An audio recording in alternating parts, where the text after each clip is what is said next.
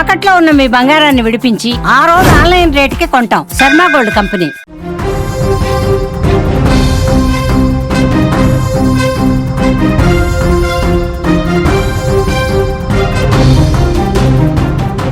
హైదరాబాద్లో భారీ వర్షాలు, హుస్సేన్ సాగర్లో కొనసాగుతున్న భారీ వరద, నిండిన ట్యాంక్ బండ్ 514.75 మీటర్లకు చేరిన నీటి మట్టం, తూముల ద్వారా నీటిని విడుదల చేస్తున్న అధికారులు, లోతట్టు ప్రాంతాల్లో అలర్ట్, అప్రమత్తంగా ఉండాలంటున్న అధికారులు. గత 3 రోజులుగా హైదరాబాద్ను భారీ వర్షాలు ముంచెత్తుతున్నాయి. ఎడతెరిపి లేకుండా కురుస్తున్న వానలతో జనజీవనం పూర్తిగా స్తంభించిపోయింది.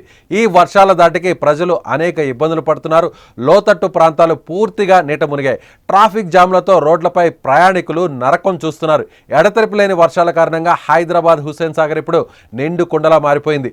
ఎగువ ప్రాంతాల నుంచి భారీ వరద నీరు సాగర్లోకి వచ్చి చేరుతోంది. ఇన్ఫ్లో విపరీతంగా పెరగడంతో జలాశయం నిండిపోతుంది. ట్యాంక్ బండ్ పరిసరాలు ఇప్పుడు పూర్తిగా నీటితో నిండిపోతున్నాయి.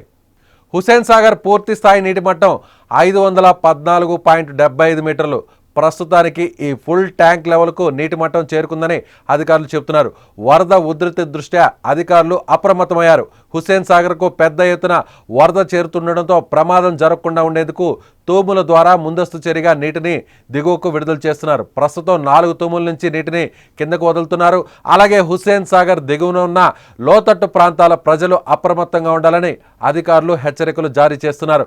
ముఖ్యంగా లోతట్టు బస్తీల్లో నివసించే ప్రజలు తగిన జాగ్రత్తలు తీసుకోవాలని, అవసరమైతే సురక్షిత ప్రాంతాలకు కూడా వెళ్లడానికి సిద్ధంగా ఉండాలని సూచించారు.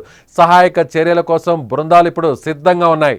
ప్రస్తుతం హుస్సేన్ సాగర్ పరిస్థితిని జీహెచ్ఎంసీ అధికారులు నిశితంగా పర్యవేక్షిస్తున్నారు. ఇన్ఫ్లో మరింత పెరిగితే ఎలాంటి చర్యలు తీసుకోవాలనే దానిపై చర్చిస్తున్నారు. ప్రజలకు ఎలాంటి ఇబ్బందులు లేకుండా చూడాలని, సహాయక చర్యలు వేగవంతం చేయాలని ఉన్నతాధికారులు ఆదేశాలు జారీ చేశారు.